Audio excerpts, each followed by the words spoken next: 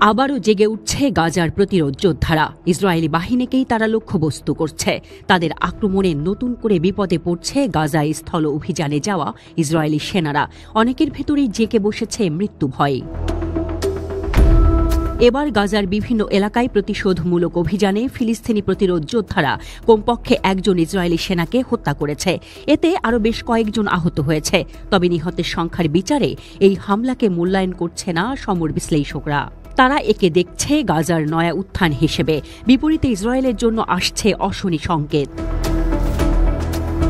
আরব ও Israeli সংবাদ মাধ্যম জানিয়েছে, সোমবার ফিলিস্তিনি প্রতিরোধ যোদ্ধাদের একটি বড়সড় অভিযানের ফলে গাজা সিটির পূর্বে সুজাইয়া পাড়ায় একটি বাড়ির ভেতরে আটকা পড়ে বেশ কয়েকজন ইসরায়েলি সেনা। এ সময় তাদের উপর হামলা চালানো হয়।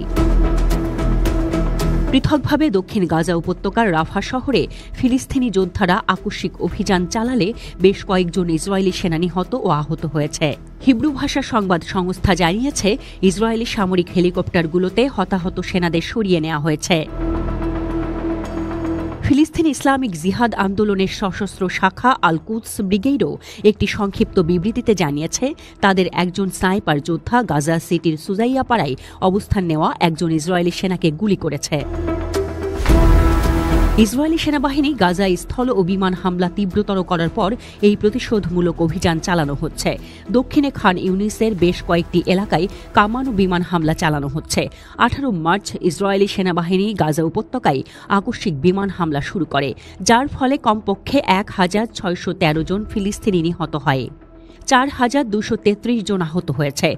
ফিলিস্তিনি দল হামাসের সাথে যুদ্ধবিরতি চুক্তি এবং ফিলিস্তিনি বন্দীদের কাছ থেকে ইসরায়েলি বন্দী বিনিময় সংক্রান্ত চুক্তি ভেঙে যাওয়ার পর থেকেই গাজায় চড়াও হয়েছে ইসরায়েল।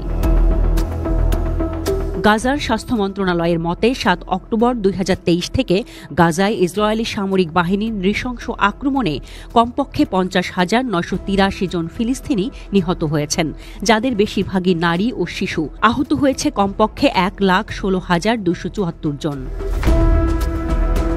হামাস বলছে, তারা স্থায়ী যুদ্ধবিরতি, গাজা উপত্যকা থেকে ইসরায়েলি বাহিনীর সম্পূর্ণ প্রত্যাহার, ফিলিস্তিনি জনগণের দুর্ভোগের অবসান ঘটানো ও বন্দি বিনিময় চুক্তির নিশ্চয়তা দিলে যে কোনো প্রস্তাব ইতিবাচকভাবে গ্রহণ করছে। তাছাড়া ইসরায়েলের বিরুদ্ধে তাদের প্রতিরোধ চলবে।